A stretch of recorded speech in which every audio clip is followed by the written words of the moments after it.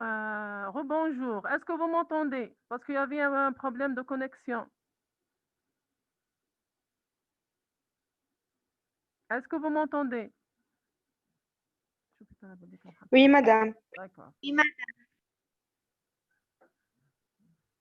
Donc, on est arrivé.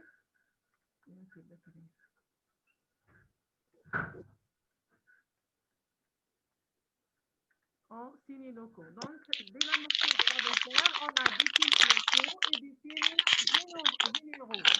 Les signes locaux, donc dès la morsure de vipère, la morsure est souvent peu douloureuse. Immédiatement après, et là, il y a une douleur très vive au point de morsure.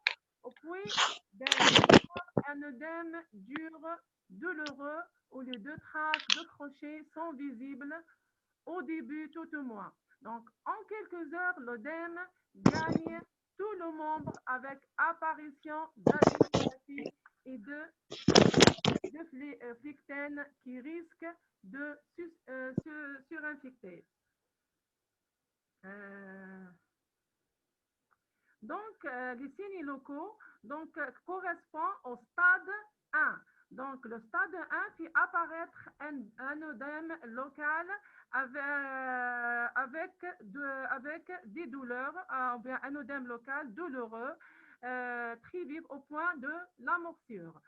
Le stade 0 correspond à une morsure blanche ou sèche. Donc, la morsure blanche ou sèche ne présente pas d'œdème ni douleur.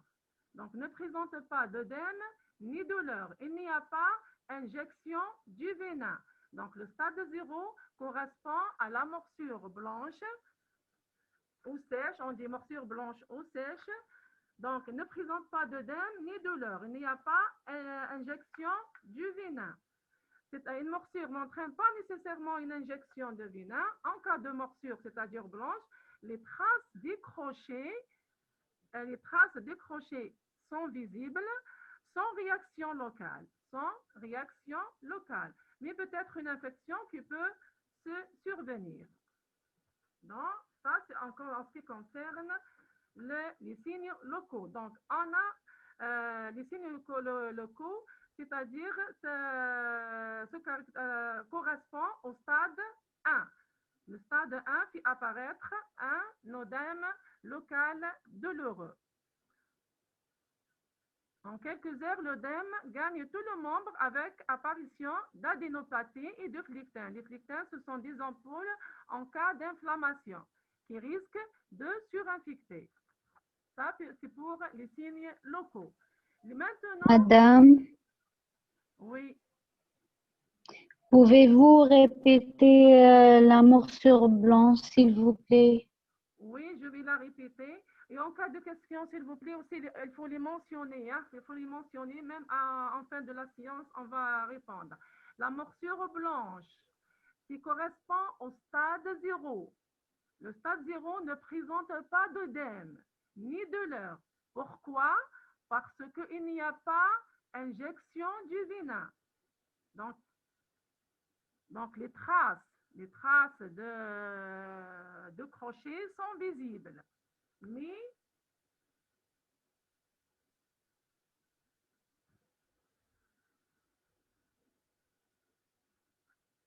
j'ai dit les traces de crochet sont visibles, mais sans réaction locale. Le stade 1, il fait apparaître un œdème, comme c'est marqué dans les signes locaux. Maintenant, les signes généraux. Les signes généraux, dès la morsure, on note un état d'angoisse qui peut s'accompagner rapidement d'un état de soif. Donc, on note un état d'angoisse qui peut s'accompagner rapidement d'un état de soif, de douleur thoracique et musculaire, et parfois un syndrome dysentérique, et parfois des troubles digestifs. En quelques heures, peut se déclarer un syndrome hémorragique inquiétant avec purpura, chute du taux de fibrine sanguine et une hémolyse. Dans certains cas, un collapsus peut survenir plus ou moins brutalement. Ici, les signes généraux se manifestent ou se caractérisent par le stade 2 et le stade 3. Donc, le stade 2 provoque des symptômes gênants, au moins au bout d'une heure, par exemple. Provoque des symptômes gênants comme douleur thoracique, musculaire, parfois un syndrome dysentérique. Même diminution de la tension artérielle, etc. Puis, on a le stade 3.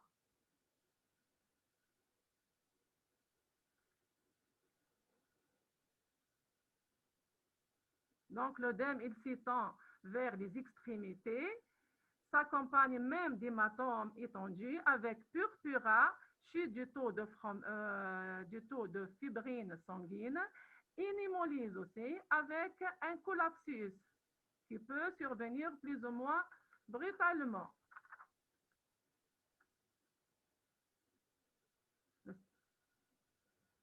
Donc, le stade 3 même évolue vers un état de choc avec une insuffisance rénale et saignement digestif.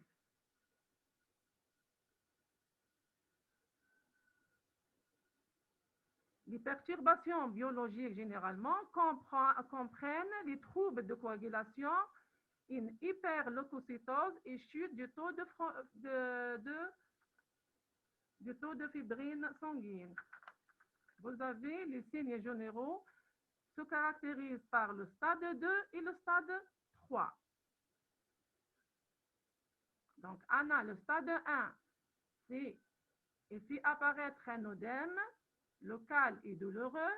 Le stade 2 provoque des symptômes gênants, au moins d'une heure, diminution de la tension artérielle, douleur thoracique et musculaire, syndrome dysentérique, etc. Le stade 3, l'œdème s'étend vers les extrémités et s'accompagne avec purpura et des symptômes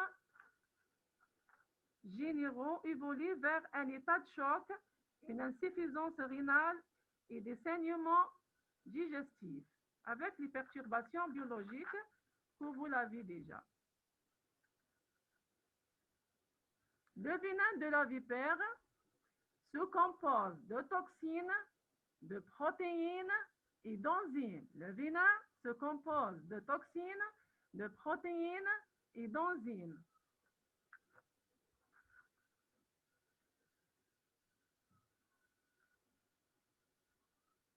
Donc, maintenant, suspicion de morsure de vipère.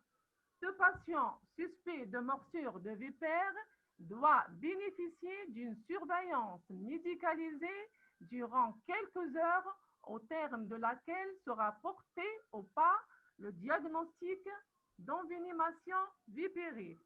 Donc, ceci justifie donc en règle l'hospitalisation systématique de tous les patients. Autrement dit, le serpent peut ne pas avoir été vu et la morsure peut ne pas avoir été ressentie. Dans ces conditions, tout œdème d'un membre qui survenant après une promenade dans la campagne ou bien dans la forêt doit être considéré comme une morsure de vipère potentielle. Donc, il est possible aussi de refuser de façon formelle le diagnostic d'envenimation vipérine si dans les 2 heures qui suivent l'éventuelle morsure n'apparaissent pas de signes généraux ou de signes locaux. S'il n'y a pas de signes locaux ou généraux, il n'y a pas d'envenimation vipérine. On va voir maintenant.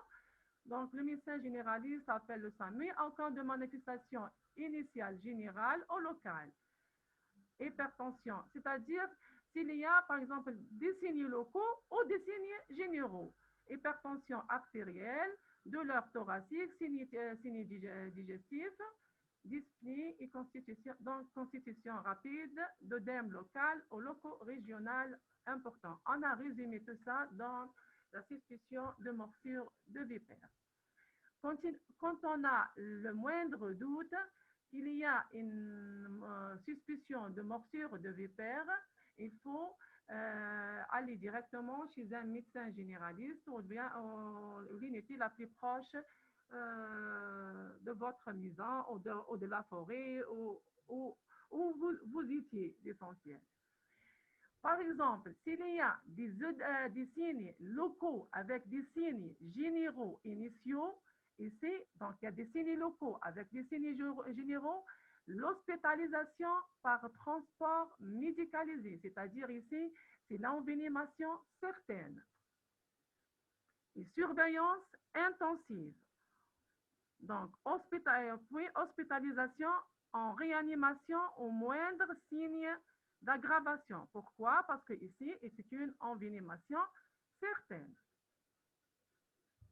Par exemple, s'il y a des signes locaux et pas de signes généraux initiaux, surveillance 1 heure minimum, soit de préférence à l'hôpital, soit par médecin généraliste, c'est la morsure de vipère loin de l'hôpital. Pas d'œdème, pas de signes généraux, il n'y a pas d'envenimation et sortie du malade. Il y a un œdème local et sans signes généraux, hospitalisation de courte durée. Peut-être il va y avoir des signes généraux. Apparition d'œdème local avec des signes généraux, l'envenimation elle est certaine, et surveillance intensive et hospitalisation en réanimation au moindre signe d'aggravation. Ça, c'est le diagnostic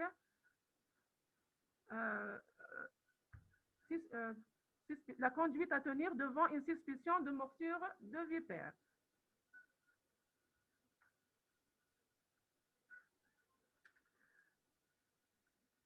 Maintenant, le protocole de traitement. Quelle est la conduite à tenir devant une morsure de vipère? Le protocole de traitement, vous écrivez avec moi. Sur le lieu de l'accident, un bandage peu serré. Un bandage pas trop serré. Un bandage peu serré permettant de passer le doigt entre la bande et le membre mordu. Il ne faut pas qu'il soit trop serré. Donc, un bandage peu serré sera mis en place. Donc, il ne faut pas trop serrer le bandage parce que le pouls doit être palpable. Est-ce que vous êtes avec moi? Vous m'entendez?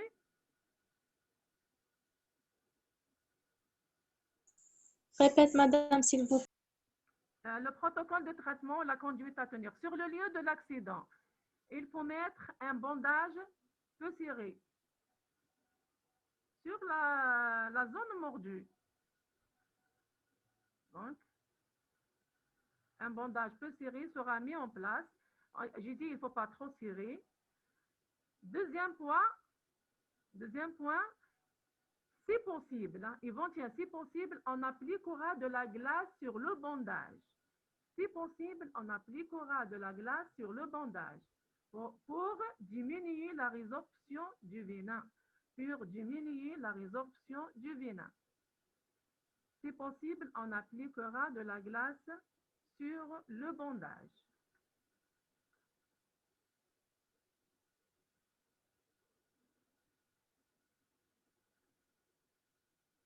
Pour diminuer la résorption du venin. Dans tous les cas, il faut immobiliser le sujet en entendant les secours. Il faut immobiliser le sujet en attendant les secours. Il faut le calmer.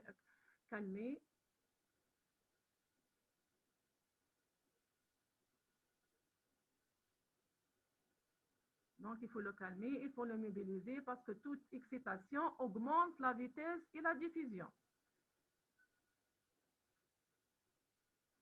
Dès que possible, c'est-à-dire ici à l'hôpital, dès que possible, il faut administrer le sérum antivenimeux spécifique. Administrer le sérum antivenimeux spécifique. La quantité administrée il faut administrer du sérum antivénineux spécifique. La quantité administrée dépend du poids du sujet et du temps écoulé après la morsure. La quantité administrée dépend du poids du sujet et du temps écoulé après la morsure. Donc, dès que possible, il faut administrer le sérum antivénineux spécifique. La quantité administrée, elle dépend du poids du sujet et du temps écoulé après la morsure. Donc, si l'injection peut être pratiquée avant la 20e minute, si l'injection peut être pratiquée avant la 20e minute, 0,2 ml par kilogramme suffisent en règle. Donc, il faut injecter 0,2 ml par kilogramme. Si l'injection peut être pratiquée avant la 20e minute, on a 0,2 ml par kilogramme suffit largement.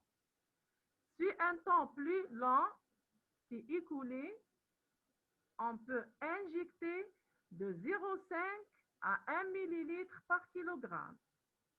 Si un temps plus long s'est écoulé, on injecte de 0,5 à 1 ml par kilogramme.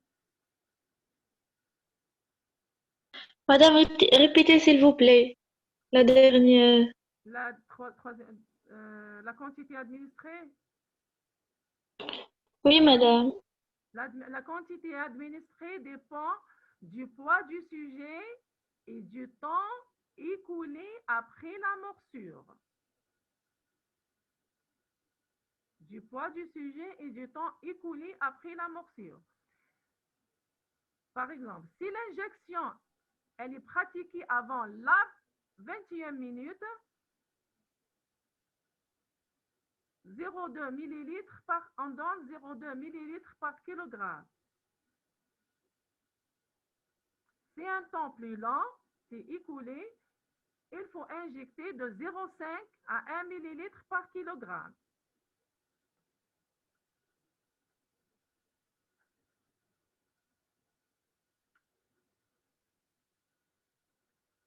Donc, les mesures générales consistent à laver la plaie avec un antiseptique. Laver la plaie avec un antiseptique.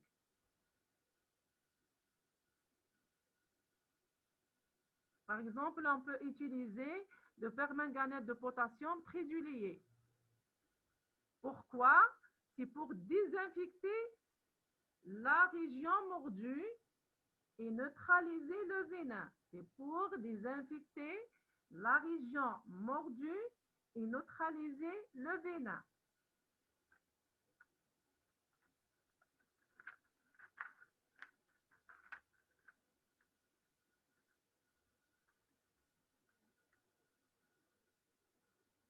Contre les douleurs, il faut prescrire des antalgiques. Contre les douleurs, antalgiques.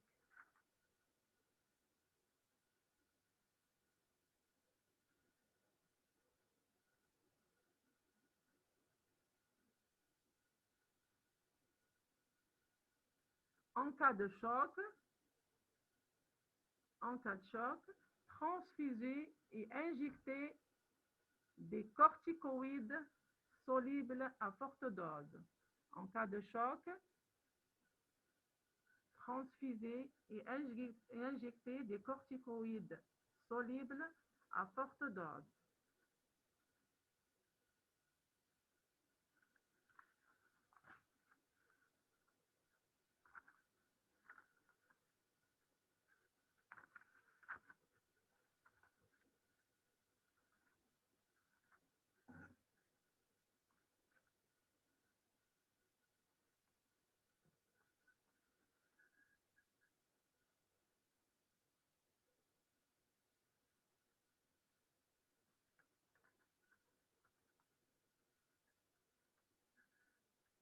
Maintenant, les scorpions. Le scorpion est un animal nocturne. Ça, je vais voir vos commentaires.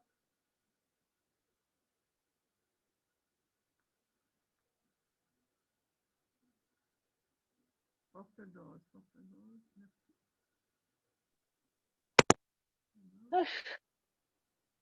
Donc maintenant les scorpions. Le scorpion est un animal nocturne. Il est actif durant la période chaude et il hiberne en hiver. C'est des généralités seulement sur le scorpion. Le scorpion, l'alimentation de scorpion, il se nourrit de proies vivants, les insectes, les cafards, les fourmis, les sauterelles, etc. etc. Donc, la résistance du scorpion, le scorpion, le vent de sable et le sirocco le rend très agressif. Le scorpion est capable de rester à jeun pendant des mois. La résistance du scorpion. Les bactéries hautement pathogènes sont sans effet sur les scorpions. Donc, ils résistent aux bactéries hautement pathogènes. Même l'asphyxie, l'immersion du scorpion dans l'eau pendant une journée entière est sans risque pour l'animal. C'est des idées seulement sur le scorpion. Donc, l'envénémation scorpionique, l'envénémation par les animaux, c'est une introduction sur les animaux terrestres en général. L'envénémation par les animaux terrestres est l'ensemble des symptômes secondaires à l'inoculation à l'homme de venin d'animaux terrestres. Ça, c'est des généralités hein, sur les animaux terrestres en général, c'est pas sur les scorpions. Ce sont des accidents souvent dramatiques. La seule thérapeutique spécifique est l'immunothérapie antivéneuse. Donc, c'est l'administration du sérum antivénimeux. C'est un problème de santé publique dans certaines régions du monde. Envénémation scorpionique, par exemple l'Afrique saharienne, Proche-Orient, l'Amérique latine, etc. Envénémation ophidienne, c'est relative aux serpents, l'Asie, l'Amérique latine, l'Afrique subsaharienne. Les venins sont des poisons d'origine animale utilisés comme arme d'attaque ou de défense. Donc, ils les utilisent généralement, c'est pour se défendre. Ils peuvent être injectés comme le scorpion et la vipère aussi, ou projetés, excrétés ou contenus dans les tissus chez les animaux venimeux. On dit un animal venimeux. Mais l'animal venimeux, c'est un animal actif qui dispose d'une glande spécialisée et un appareil pour vénérant capable d'injecter le contenu du venin. Ça, on a dit animal venimeux. L'autre aussi, c'est un animal venimeux passif. Il possède également une glande élaborant un venin, mais sans dispositif susceptible de l'inoculer. Ici, on peut dire que c'est un animal venimeux ou un animal vénineux. Mais le plus juste, c'est un animal venimeux, même sans dispositif. Vénineuse, généralement, c'est pour les plantes et les champignons. Mais ce n'est pas faux. Vénineux pour un animal qui possède une glande à venin, mais sans dispositif susceptible de l'inoculer. C'est donc par contact ou éventuellement par ingestion et contact muqueux que l'intoxication peut survenir. Le venin de scorpion est composé des enzymes, des phospholipases, acétylcholinestérase, sérotonine et neurotoxines. Donc, phospholipase, acétylcholinestérase, sérotonine et neurotoxines. Les piqûres de scorpions et les envénémations qui en découlent représentent un problème de santé publique, particulièrement dans les pays d'Afrique du Nord, du Moyen-Orient, d'Amérique du Sud et d'Inde, avec des conséquences sur la morbidité, la mortalité et les dépenses de santé. Donc, l'envénémation scorpionique représente l'un des plus importants problèmes de santé publique en Algérie, plus précisément dans les régions du sud du pays et dans les hauts plateaux. Ce sont généralement les scorpions, ce sont les animaux venimeux les plus dangereux pour l'homme. Donc, les espèces dangereuses, même qui existent au Maghreb ou qui existent ici en Algérie, donc, ce sont 2 espèces. Donc, il existe plusieurs espèces et pour chaque espèce, de nombreuses sous-espèces. Androctonus australis et Butus occitanis sont les 2 espèces de scorpions répandues en Algérie. Bon, le scorpion. On va vous donner la morphologie de scorpion. Le corps du scorpion est formé d'un céphalothorax et d'un abdomen segmenté. D'un abdomen, c'est-à-dire il est partagé, comme vous voyez. L'abdomen comprend 2 parties de largeur inégale. Donc, l'abdomen comprend 2 parties de largeur inégale. L'essentiel, il faut comprendre seulement. Une antérieure aussi large que le céphalothorax. L'antérieure, elle est aussi large que le céphalothorax. Et une postérieure beaucoup plus étroite. Et elle est terminée par un aiguillon. Venimeux, bien sûr. Donc, l'appareil venimeux, où elle est située? L'appareil venimeux, elle est située dans le dernier segment abdominal. Donc, l'appareil venimeux est situé dans le dernier segment abdominal. L'appareil venimeux se compose d'une glande d'Avinin et d'un appareil inoculateur. L'aiguillon ayant une forme courbe. Donc, le scorpion ne chasse pas. Il attend que sa proie vienne à lui. Et il n'attaque l'homme sauf s'il est dérangé. Dans ce cas, la glande d'Avinin et l'aiguillon, qui sont situés à l'extrémité de la queue, est ramenée, donc c'est-à-dire la glande d'Avinin, la queue est ramenée avant par-dessus la tête en cas de menace. Donc, les 2 espèces répandues en Algérie, Androctonus australis et Butus occitanis. Androctonus australis, c'est l'espèce la plus dangereuse. Il est le plus dangereux. Espèce de grande taille, pouvant atteindre jusqu'à 10 cm. Elle est de teinte brune avec des parties du corps souvent noires. La queue, elle est épaisse, c'est-à-dire dense, jusqu'au 4e anneau. Cette espèce possède 6 toxines. Concernant Butus occitanis, il est moins dangereux, la taille moyenne de 4 à 7 cm, teinte claire, jaune uniforme de la tête à la queue est grêle, c'est-à-dire elle est aiguë.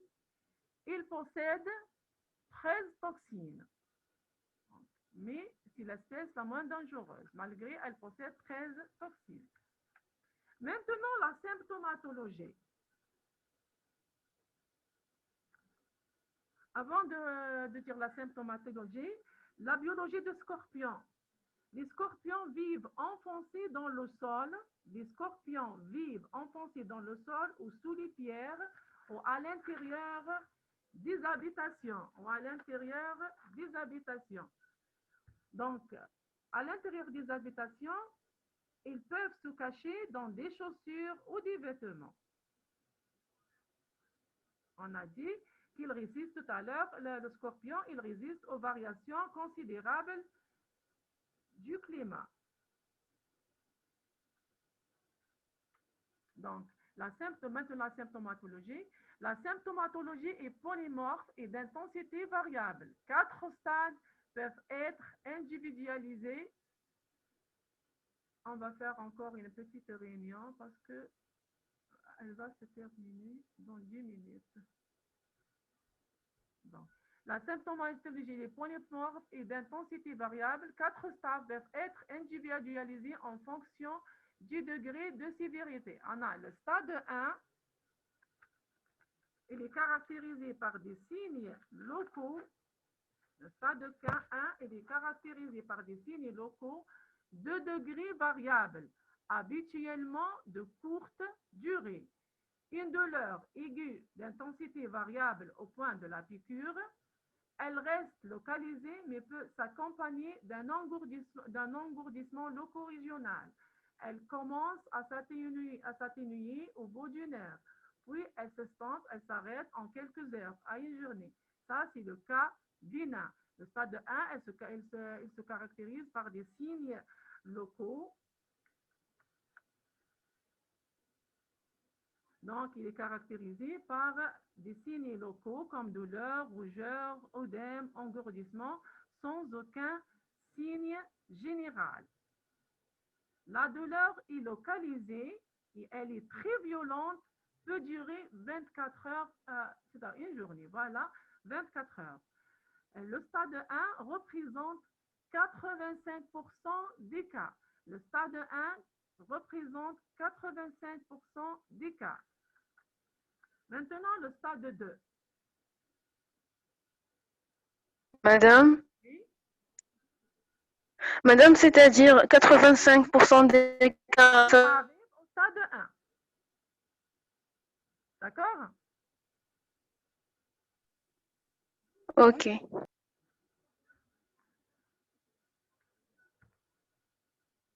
On note parfois une légère brûlure au point de la piqûre qui peut évoluer vers les extrémités. C'est pour ça qu'on a dit le stade 1, il est caractérisé par un ou plusieurs signes locaux sans signes généraux. Le stade 2, la présence du venin, le stade 2, les signes locaux sont les mêmes qu'au stade 1, mais on assiste en plus à l'apparition de signes cliniques modérés, comme sueur profuse, frisson et tremblement, nausée, donc c'est troubles digestifs, diarrhée et cyanurée. On a aussi perturbation de la tension artérielle, polypnie, hypo ou hyperthermie. Donc le stade 2, donc la présence du venin, bien sûr, dans la circulation générale se manifeste par des signes généraux, hyperthermie, frisson, douleur abdominale, etc. Donc, les signes de gravité du stade 2 annoncent l'évolution vers le stade 3. C'est bien sûr s'il n'y a pas de traitement, s'il n'y a pas une hospitalisation rapide. Je préfère refaire une petite réunion.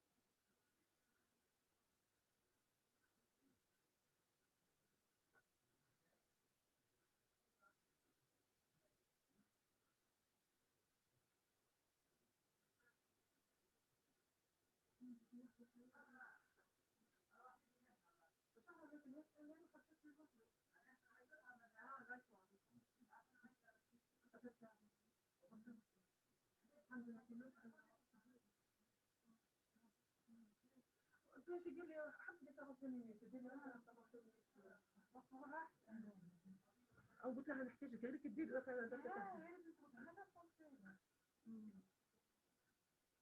كنا حابه نكملوا لكم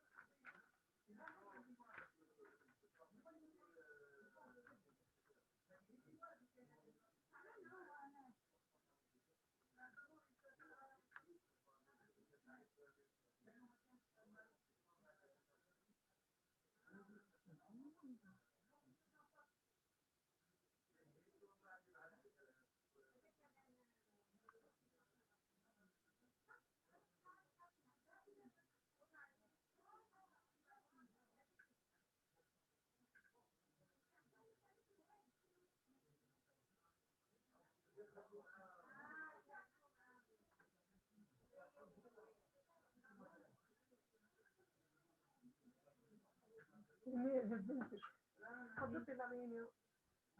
ديري لي 45 minutes ان شاء الله. حطك 10 minutes هاك الملزم هذا.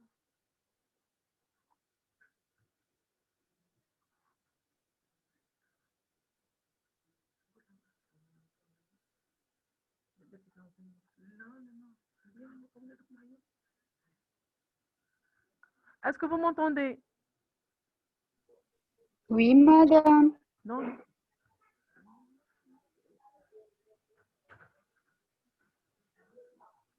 Donc, on a dit au signe de... Non, avant. Le stade 2. On a fait le stade 2. Ah oui, ça c'est permis. À ce stade, le maïs se vend. Oui. Ne s'enrichit pas d'autres signes. Ici est généralement favorable. Tous les troubles disparaissent en 24 heures à 48 heures sans laisser des séquelles. Donc, on a dit les signes de gravité annoncent l'évolution vers le stade 3. Le stade 2, l'envenimation scorpionique, c'est une envenimation scorpionique modérée, donc 5 à 10% des cas. 5 à 10% des cas. Maintenant, le stade 3. Le stade 3, il est caractérisé par sa gravité. Les symptômes sont plus importants, mais ne s'installent qu'après un intervalle libre de 2 heures. Donc, le tableau clinique peut se constituer dès la deuxième heure après la piqûre. Au signe du stade 2 s'ajoutent des troubles de la conscience,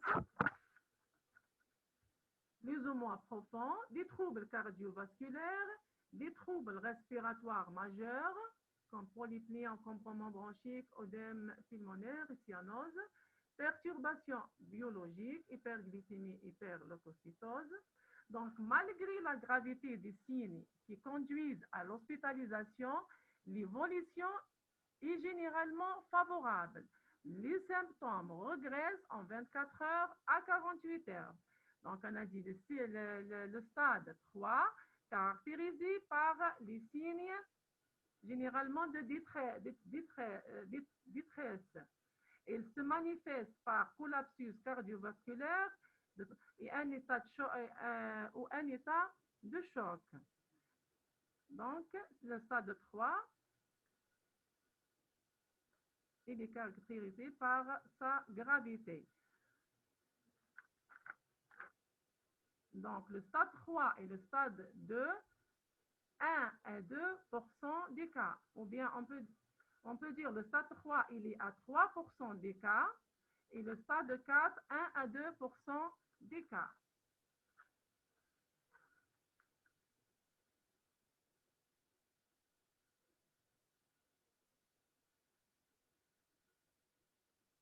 Donc, le stade 3, le patient